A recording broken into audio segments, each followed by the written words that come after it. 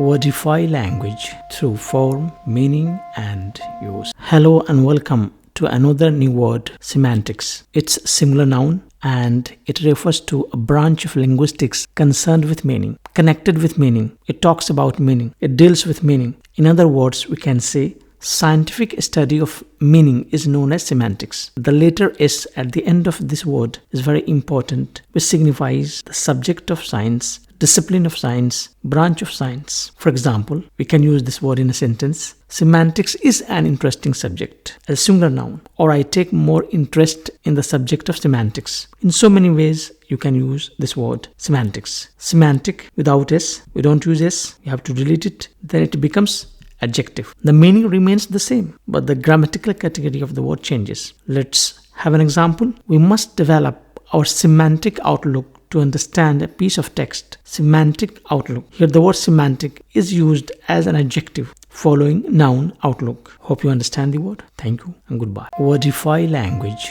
through form, meaning, and use.